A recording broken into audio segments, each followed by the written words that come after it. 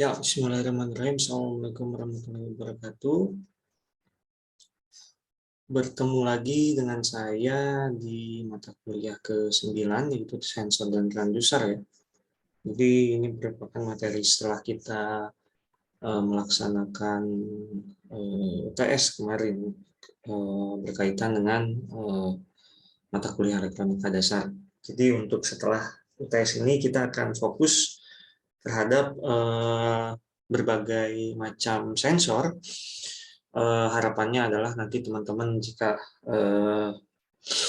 dihadapkan oleh permasalahan yang berhubungan dengan industri gitu ya, teman-teman bisa menyelesaikan permasalahan tersebut dengan menggunakan bantuan-bantuan microcontroller dan juga menggunakan sensor dan transducer ya dalam proses untuk menerima variabel-variabel yang berkaitan dengan lingkungan ya, parameter-parameter lingkungan. Jadi kita akan bahas mengenai sensor dan transducer. Kita akan fokus nanti untuk setelah UTS ini untuk membahas berbagai macam karakteristik mengenai sensor yang harapannya adalah nanti teman-teman bisa ya memahami mengenai karakteristik dari beberapa sensor tersebut gitu. Oke.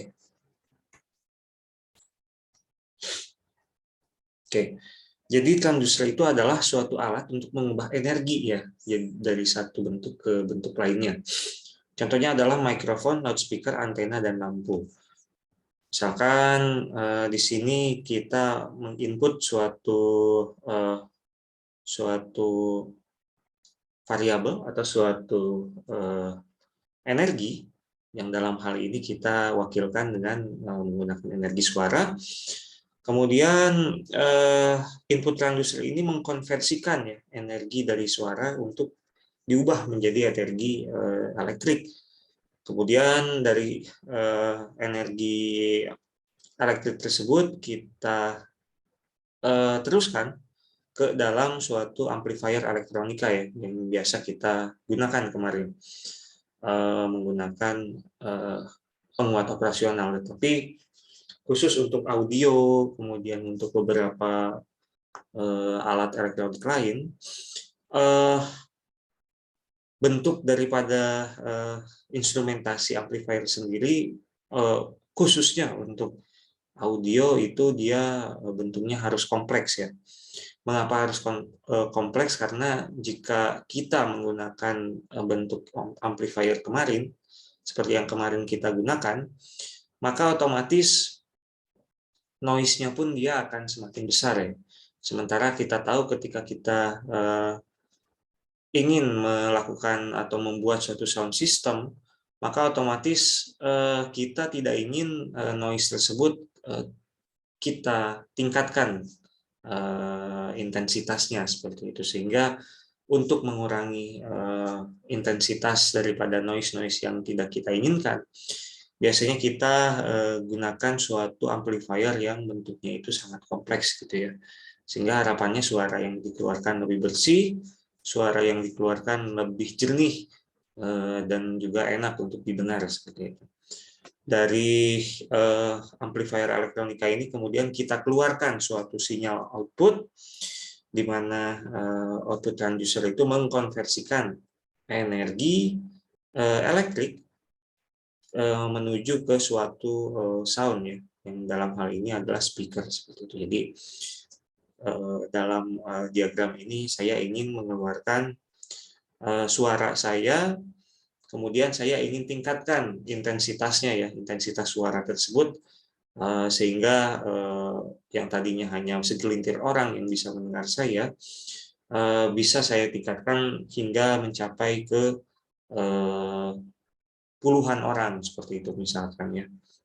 Jadi dengan cara seperti yang tadi saya sudah jelaskan. Kemudian kita bisa lihat di sini klasifikasi transducer itu ada dua ya. Jadi yang pertama itu adalah input transducer, kemudian yang kedua itu adalah output transducer ya. Jadi input transducer itu merupakan mengubah energi non listrik misalkan suara atau sinar menjadi energi listrik Kemudian kalau untuk auto transducer itu merupakan kebalikannya daripada input transducer, yaitu kita mengubah energi listrik menjadi energi non listrik seperti itu ya. Untuk contohnya tadi kita sudah jelaskan. Kemudian terdapat berbagai tipe transducer yang mengubah energi mekanik, kemudian panas, optik, dan lain-lain menjadi energi listrik ya. Kemudian kategori transducer berdasarkan aplikasi, jadi ada satu, yaitu yang pertama itu adalah sensor. Fungsinya mudah saja, fungsinya adalah untuk mendeteksi ya. Misalkan saya menggunakan sensor cahaya, jadi saya ingin mendeteksi keberadaan cahaya di lingkungan misalkan ya. Kemudian saya ingin mendeteksi adanya suara, atau saya ingin mendeteksi adanya pergerakan, itu saya menggunakan sensor. Kalau untuk suara tadi saya bisa menggunakan mikrofon, kalau untuk pergerakan kita bisa menggunakan tilt sensor seperti itu ya. Kemudian bisa juga sensor pergerakan tadi kita menggunakan LVDT, nanti kita akan coba belajar. Kemudian ada aktuator, aktuator itu berfungsi untuk menerima energi dan menghasilkan gerakan ya. Jadi misalkan saya ingin membuat tangan robot untuk memindahkan satu barang ke tempat lain. Nah, pergerakan tangan robot itu sendiri atau tangan robot sendiri itu merupakan suatu aktuator ya. Jadi dia menerima energi berupa energi listrik, kemudian dari energi listrik itu kemudian si lengan robot itu dia akan bergerak gitu ya. Nah, itu adalah salah satu ciri daripada aktuator. Kemudian ada juga kombinasinya, yaitu fungsinya adalah untuk mendeteksi dan menghasilkan gerakan. Jadi ini adalah gabungan antara sensor dan juga aktuator seperti itu. Nah, ini adalah sensor ya. Jadi sensor adalah alat yang digunakan untuk mendeteksi atau mengukur magnitudo sesuatu ya. Jadi kalau misalkan kita langsung terjun ke dalam masalah real, biasanya kita itu bisa menghitung kira-kira berapa magnitudo sesuatu tersebut. Seperti misalkan saya menggunakan sensor cahaya dengan intensitas sekian, kita bisa mendapatkan konversinya dalam bentuk voltase ya, dalam bentuk voltase atau dalam bentuk magnitudonya seperti itu. Ini adalah salah satu contoh kita ketika menggunakan sensor ya. Sensor yang tadi saya jelaskan adalah sensor cahaya seperti itu. Kemudian umumnya dikategorikan menurut apa yang diukur. Contohnya adalah sensor temperatur, kemudian sensor tekanan, kemudian sensor gerakan, dan lain sebagainya. Kemudian sensor tersebut juga berperan penting ternyata dalam sistem kendali dan otomatisasi industri modern. Tentu saja kenapa sensor tersebut sangat penting dalam sistem kendali dan otomatisasi industri modern. Kita bisa lihat ya di YouTube terkait dengan pengepakan dan juga pembuatan daripada alat-alat atau pembuatan daripada apa ya itu entitas ya, atau produk-produk gitu yang dihasilkan oleh pabrik. Kalau dulu kita biasa gunakan tangan manusia, tetapi ketika sudah bergerak dari revolusi industri ya, kita kebanyakan menggunakan alat ya. Kenapa? Karena penggunaan alat itu dianggap lebih efisien dan juga lebih murah seperti itu. Padahal sebetulnya kalau dulu guru ekonomi saya bilang, ketika misalkan kita kehilangan pasokan listrik, maka otomatis produksi tidak akan berjalan ya. Apalagi jika misalkan suatu krisis listrik itu ada di dalam suatu negara, maka otomatis produksi dia tidak akan berjalan seperti itu. Sehingga memang ada plus minus ketika kita menggunakan suatu mesin ya. Maka minusnya itu adalah kita membutuhkan suatu listrik yang besar. Tetapi positifnya adalah kemungkinan pengepakan itu bisa lebih baik ya bila kita bandingkan dengan tangan manusia. Tetapi untuk yang tangan manusia sendiri atau pekerja manusia, kelebihannya adalah ketika terjadi suatu shortage atau suatu mati listrik gitu ya. maka otomatis produksi akan tetap berjalan ya. Produksi akan tetap berjalan, murah energi, kemudian masuk akal gitu ya dalam pembuatan dan juga pemberian gaji seperti itu. Tapi memang kekurangannya adalah kadang pekerja juga ada demand ya di situ ya, ada demand berkaitan dengan kebutuhan pekerja itu sendiri gitu ya. Jadi akan ada plus minus untuk menggunakan tenaga kerja manusia dan juga tenaga kerja mesin ya, seperti itu. Ini adalah salah satu contoh penggunaan sensor-sensor gitu ya. Bagaimana kita bisa menghitung suatu T-Bags, kemudian bagaimana kita bisa menggunakan atau mendeteksi berapa jumlah mobil yang melewati suatu jalan tol misalkan, kemudian bagaimana caranya kita memberikan sebuah botol kosong seperti yang ada di dalam layar ini dengan memberikan semacam tablet dengan jumlah yang spesifik seperti itu ya. Kemudian kita juga bisa gambarkan sebetulnya kalau untuk sensor sendiri.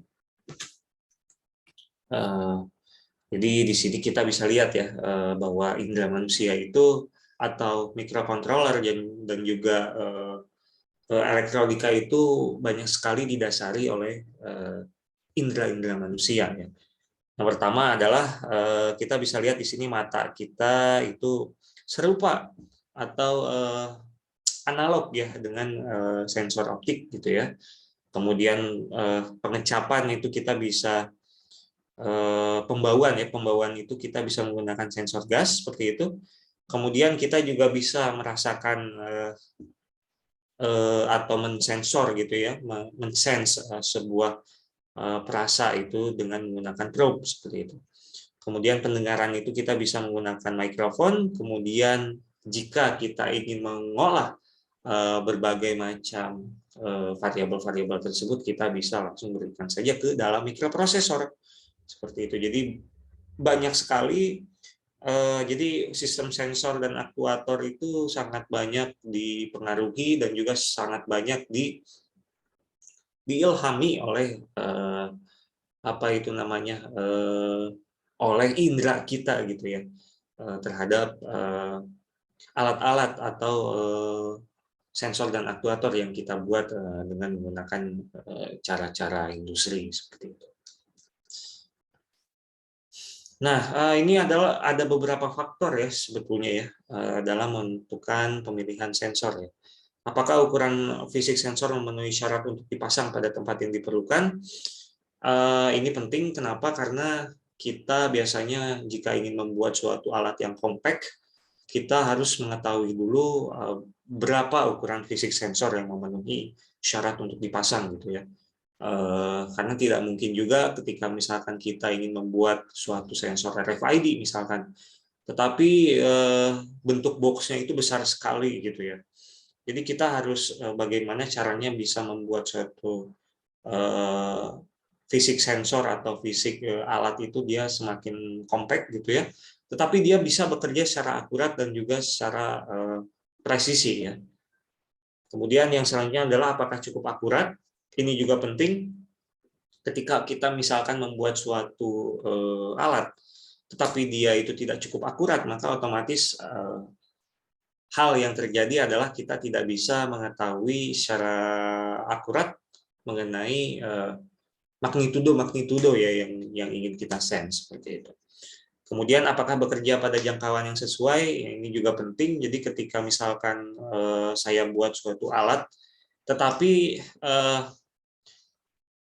range sensingnya itu dia di luar daripada kemampuan dari alat sensor kita yang kita buat, gitu ya.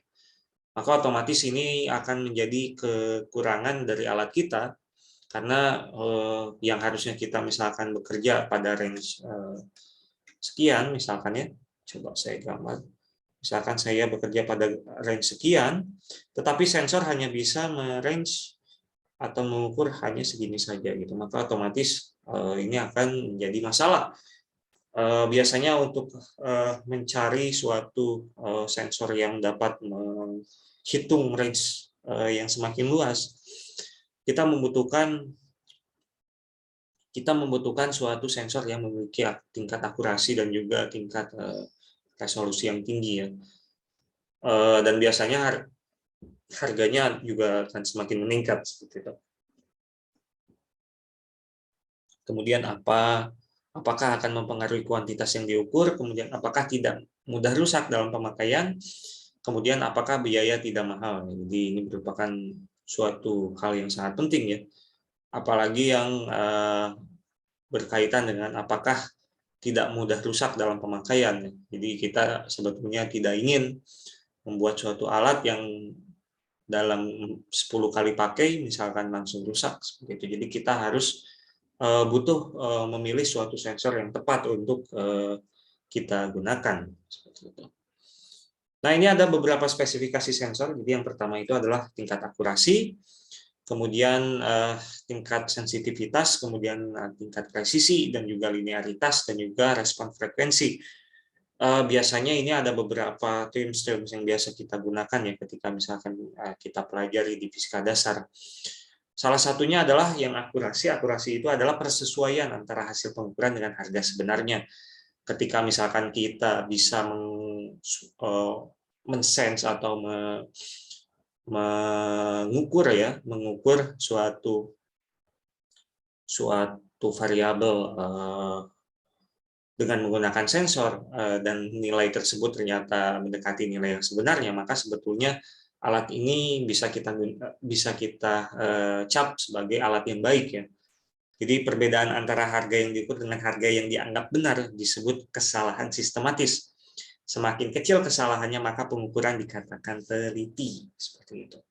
Kemudian bagaimana kepekaan atau sensitivitas, kemampuan untuk merasakan perbedaan yang relatif kecil dari harga yang diukur ya. Jadi ini biasanya kita berhubungan dengan tingkat resolusi daripada data ya yang ingin kita ambil.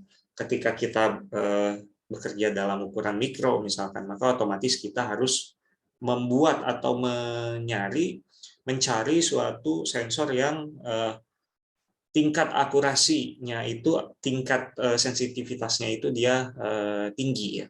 Karena kita bermain pada orde 10 pangkat minus 6, maka otomatis pergerakan sekecil apapun itu dia harus bisa diukur oleh alat tersebut ya, atau sensor tersebut. Maka dari itu kita harus bisa tahu dulu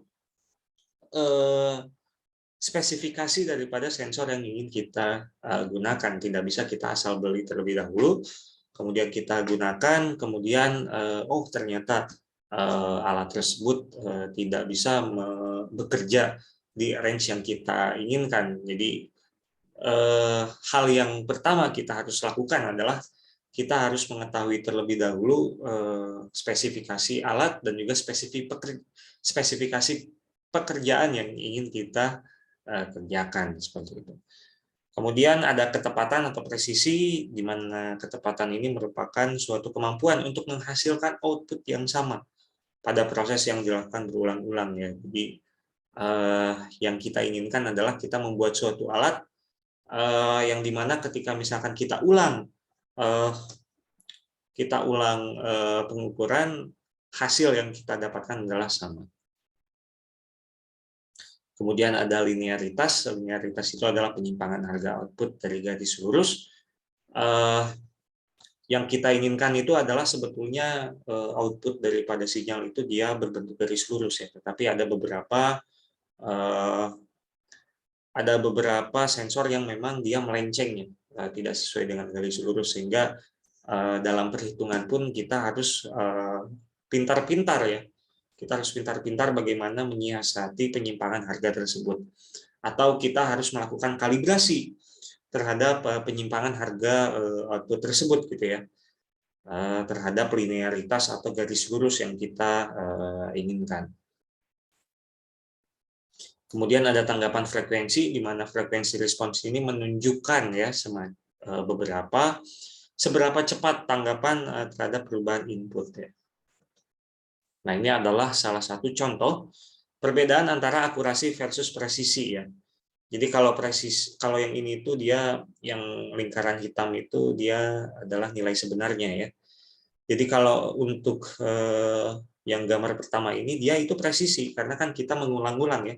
Setiap titik-titik ini dia menceritakan tentang data yang dia dapatkan.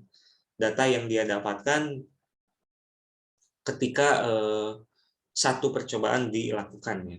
Kita lihat di sini dia itu presisi. Kenapa disebut presisi? Karena kita mengulang-ulang percobaan tersebut dan ternyata mendapatkan data yang sama gitu ya. Tetapi dia tidak akurat gitu ya. Kenapa tidak akurat? Karena di sini terdapat penyimpangan ya terhadap data sebenarnya. Tetapi kita bisa sebut hal ini adalah presisi. Kenapa presisi? Karena dia ketika kita ulang-ulang tadi, dia menghasilkan suatu nilai yang sama, tetapi balik lagi dia tidak akurat. Kemudian ini ada akurasi tetapi tanpa presisi ya. Jadi misalkan kalau dari sini kita lihat ternyata sebaran data itu dia mendekati titik tengah ya atau nilai sebenarnya. Tetapi dia tidak presisi. Kenapa tidak presisi? Karena dia ketika kita ulang-ulang percobaan tersebut ternyata ada sebaran data lain di luar data pastinya gitu ya. Sehingga bisa kita katakan juga kalau presisi itu dia apa itu namanya sebarannya itu dia dense atau dekat seperti itu. Sementara untuk yang gambar kedua ini dia tidak dekat sehingga kita tidak bisa sebut alat ini sebagai alat yang presisi gitu ya.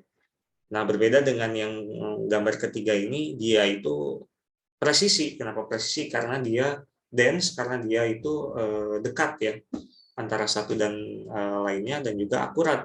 Mengapa akurat? Karena data-data yang kita ukur itu sesuai dengan apa yang kita apa yang ada di data sebenarnya gitu ya. Kemudian ada beberapa jenis-jenis gitu ya. Ada beberapa jenis-jenis sensor yang akan coba kita bahas secara singkat aja dulu. Jadi yang pertama itu adalah proximity sensor ya. Jadi proximity sensor itu adalah suatu alat yang berfungsi untuk mendeteksi adanya suatu objek atau target tanpa kontak fisik ya. Contohnya adalah ketika misalkan kita melewati suatu department store gitu ya. Ketika kita mendekati pintu maka dia pintunya itu akan membuka sendiri ya. Nah, itu kita menggunakan proximity sensor biasanya. Nah, ini adalah cara kerjanya itu adalah dengan menggunakan suatu sensor induktif ya. Jadi ketika suatu sensor induktif itu mengenai suatu target, maka besar induktif besar induksinya itu dia akan semakin dia akan berbeda ya dengan suatu sinyal ketika tanpa adanya suatu target gitu ya. Ketika perubahan itu kemudian dideteksi dan juga akan diberikan suatu sinyal elektronik ke dalam suatu microcontroller misalkan. Nah, itu adalah salah satu cara atau salah satu prinsip dari proximity sensor. Kemudian ada juga proximity sensor ini dia bisa kita gunakan untuk conveyor. Kemudian proses control, machine control, verification, dan counting ya. Jadi kenapa counting? Karena perbedaan-perbedaan induktivitas tersebut akan kita tangkap untuk ketika misalkan suatu barang datang gitu ya. Misalkan ini saya punya suatu barang datang, suatu barang itu kemudian di sini ada sensornya ya. Ketika misalkan tidak ada maka induktivitasnya sekian gitu ya. Tetapi ketika misalkan ada suatu barang, maka induktivitasnya akan berubah. Nah, perubahan itu yang kemudian ditangkap oleh sensor ini. Gitu ya. Jadi kita bisa mengetahui ada berapa banyak barang yang melewati proximity sensor tersebut.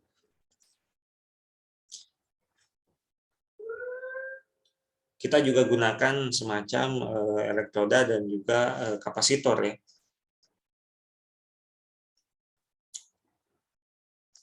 Ini juga ada salah satu contoh penggunaan sensor proximity untuk pengisian air ya, dan juga tangki.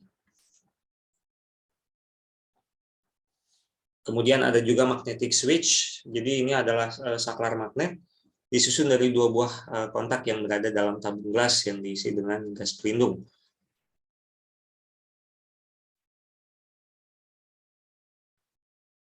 Nah, ini biasanya kita gunakan untuk jenis-jenis yang berhubungan dengan gas ya. Kenapa? Karena pancaran bunga api lebih sedikit gitu ya, jadi akan lebih aman bila kita gunakan uh, di suatu environment yang berhubungan dengan gas. Kemudian ada juga sensor cahaya. Sensor cahaya ini sensor yang mengkonversi energi cahaya menjadi energi listrik ya, misalkan fotovoltaik atau sel solar. Nah, ini adalah cara kerjanya adalah untuk fotoproduktif atau sel fotoresistif ini dia menggunakan energi cahaya yang jatuh pada sel akan menyebabkan perubahan resistansi ya. Di perubahan resistansi itu kemudian ditangkap dan juga kita bisa mengetahui dan bisa kita konversi kira-kira intensitas yang berkaitan dengan sensor cahaya atau cahaya yang kita tangkap itu berapa ya.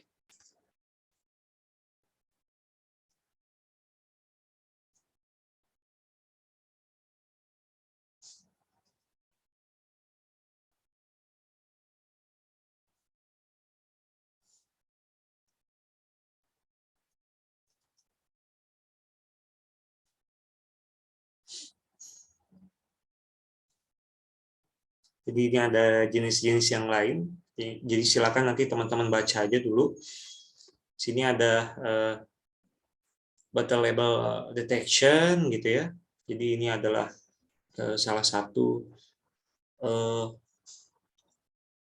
cara ya untuk mendeteksi apakah label itu dia terdapat pada suatu botol misalkan ya. Jadi ini jika misalkan label present, maka ini akan muncul osake gitu ya. Tetapi jika tidak ada label, maka otomatis dia tidak ada pemantulan di situ. Cahaya akan diteruskan, maka dari itu dia penerimaan untuk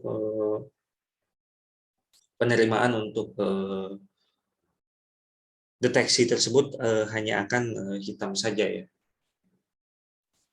Nah, ini juga efek atau jenis-jenis penerapan ya untuk sensor cahaya. Salah satunya adalah barcode yang banyak digunakan di industri ya.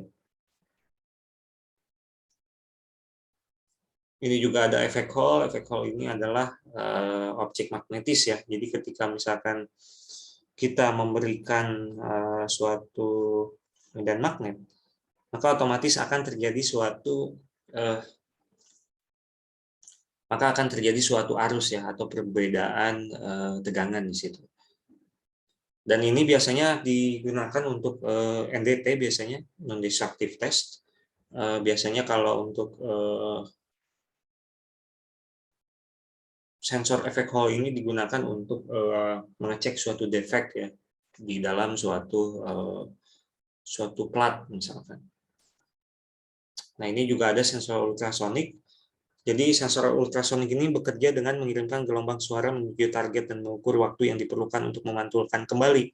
Jadi waktu yang diperlukan untuk memantulkan kembali itu kita bisa menentukan berapa jarak ya. Kita bisa mengetahui jarak berdasarkan pantulan dan juga kecepatan daripada suara ultrasonik itu sendiri ya.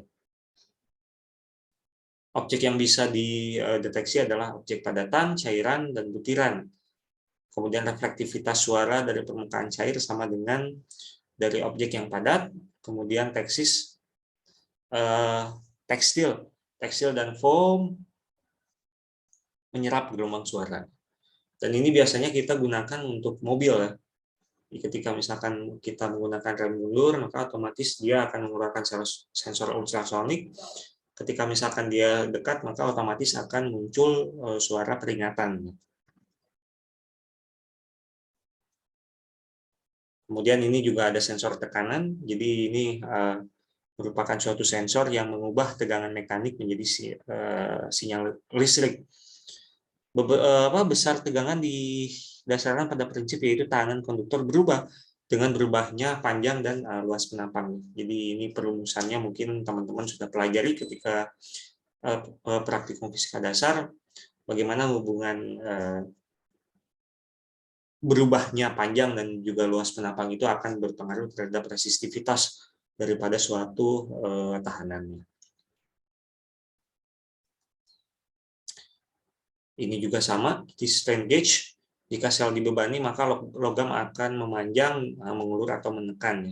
Jadi ini akan berhubungan ya dengan apa yang dinamakan resistivitas, yang berhubungan dengan luasan dan juga berhubungan dengan panjang daripada strain gauge-nya itu sendiri. Nah, ini adalah transducer displacement.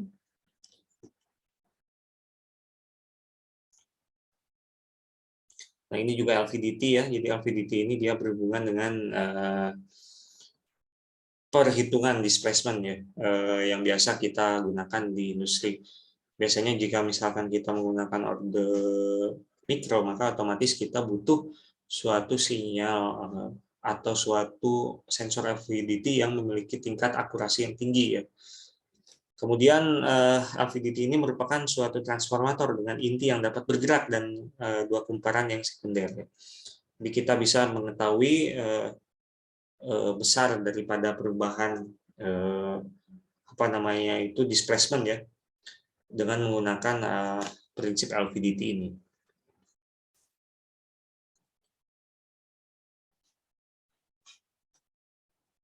Nah, ini adalah aplikasi LVDT yang biasa kita gunakan untuk mengukur berat, tekanan, gaya, mengukur level air di dalam tangki ya.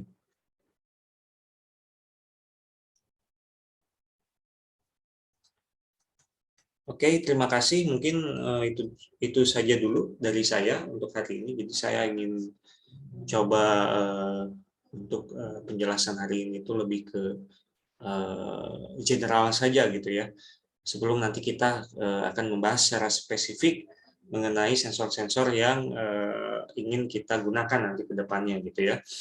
Jadi saya harap saya bisa memberikan yang terbaik gitu ya teman-teman, terutama bisa teman-teman gunakan dan juga aplikasikan nanti ketika misalkan teman-teman berada di dunia kerja. Baik, terima kasih. Mungkin itu saja dari saya. Kalau misalkan ada pertanyaan, silakan nanti teman-teman tanya saja di kolom komentar di bawah ya. Terima kasih. Assalamualaikum warahmatullahi wabarakatuh.